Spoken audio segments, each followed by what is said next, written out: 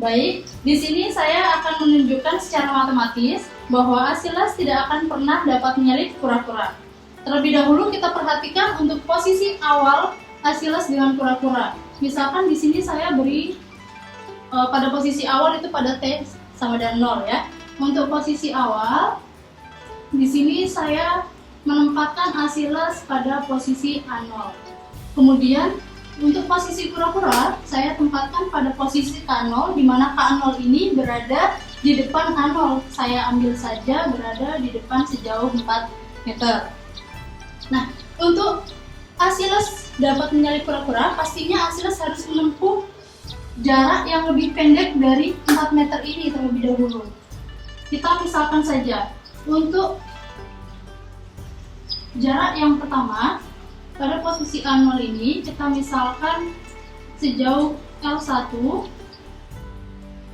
kita beri posisi ini adalah A1. Nah, agar Asilas dapat menempuh jarak sejauh L1 ini pastilah dibutuhkan waktu ya. Kita kasih di sini adalah T sama dengan 1. Sementara untuk kura-kura dalam waktu T sama dengan 1 ini tidaklah mungkin diam saja. Dia pasti akan berjalan meskipun itu sangat pendek. Kita misalkan saja kura-kura ini berjalan sejauh R1. Sehingga pada posisi kedua ini saya misalkan posisinya adalah K1. Baik, perhatikan untuk L1 tadi. L1 ini saya mengambil panjangnya yang kurang dari 4 meter di awal. Sehingga untuk posisi kura-kura yang sudah ditempuh adalah 4 ditambah R1 ini, sehingga L1 tetap masih kurang dari 4 ditambah R1. Jika diperhatikan pada posisi kedua ini, pada waktu T sama dengan 1, kura-kura masih berada di depan Asilas di sini ya. Kura-kura masih berada di depan Asilas. Sehingga pada posisi kedua ini, Asilas masih belum menyalip kura-kura. Dengan argumen yang sama, kita mengambil jarak yang lebih kecil atau lebih pendek dari selisih posisi kedua dari kura-kura dan Asilas ini, misalkan L2. L2 di sini saya mengambil kurang dari jaraknya K1 dengan A1, yaitu 4 ditambah R1 dikurangi L1. Nah, agar dapat menyalip kura-kura pastinya A1 ini harus menempuh jarak L2. Kita misalkan L2 sejauh sehingga untuk L1 ditambah L2 ini masih kurang dari 4 ditambah R1. Pada saat Asilas menempuh jarak L2 pasti dibutuhkan sebuah waktu, sehingga kura-kura juga sudah bergerak sejauh kita misalkan R2.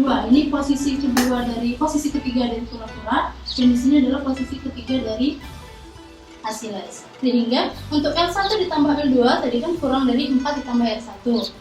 Kita tambahkan dengan R2, pasti posisinya masih berada di sebelah kiri atau lebih pendek dari posisi kura-kura sekarang.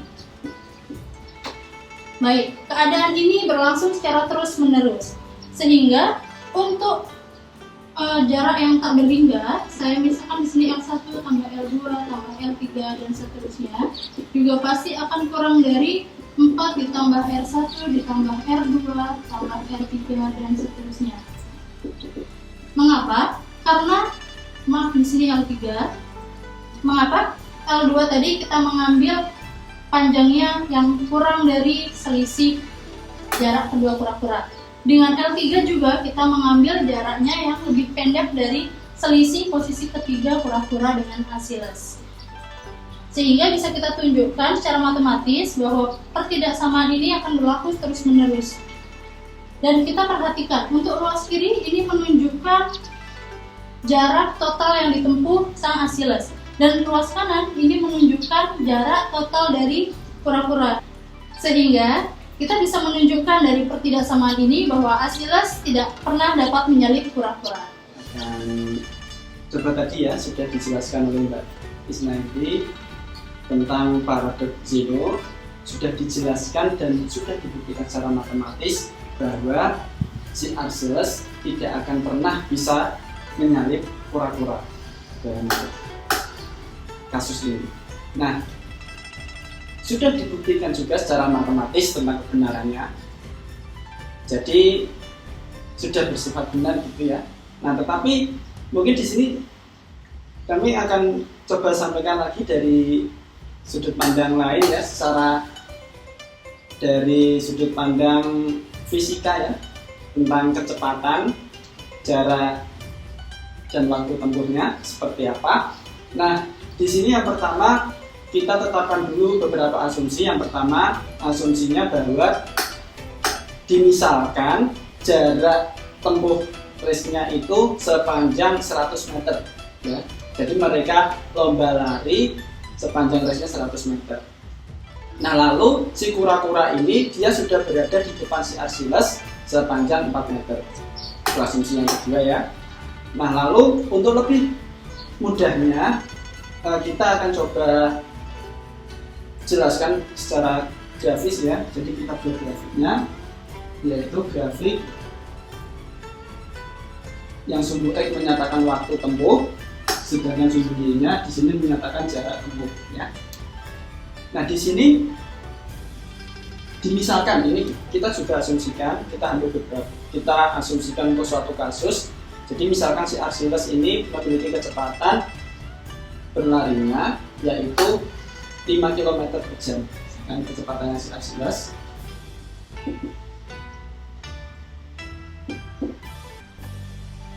artinya misalkan ya 5 km per jam. Sedangkan untuk si kura-kura kecepatannya yaitu 1 km per jam. Oke ya.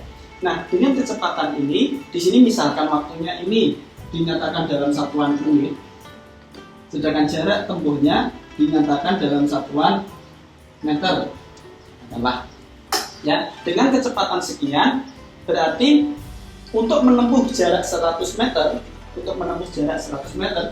karena tadi 100 meter ya finishnya.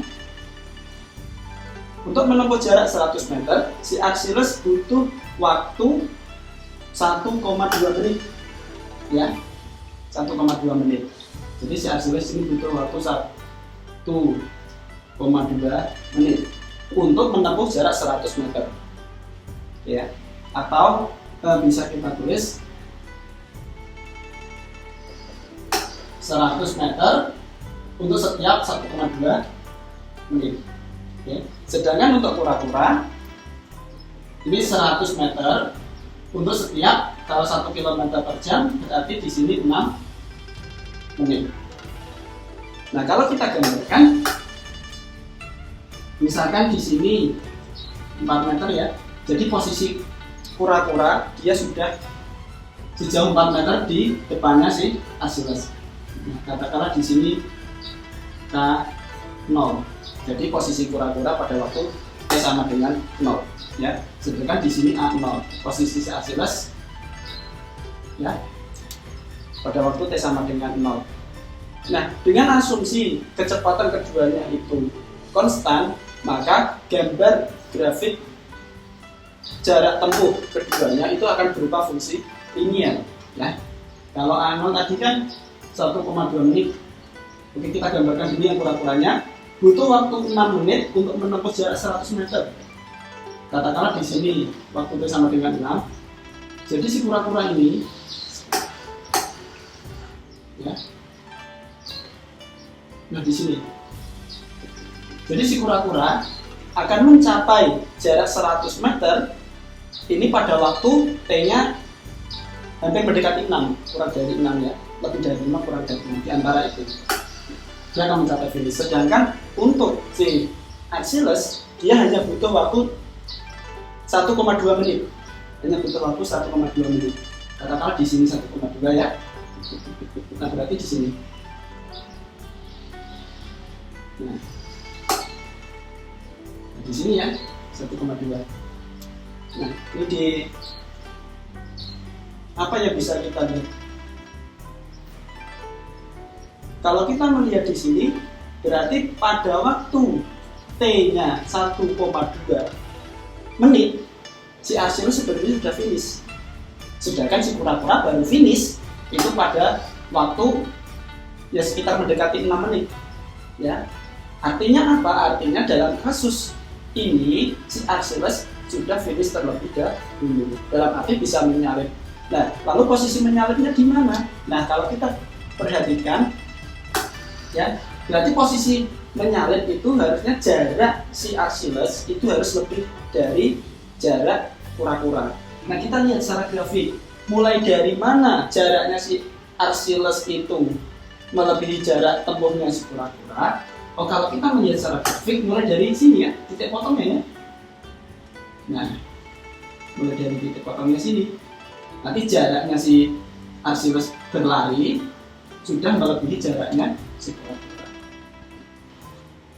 Dari contoh ini bisa kita simpulkan bahwa oh ternyata kasus Archilles ini bisa menyalip si kura-kura.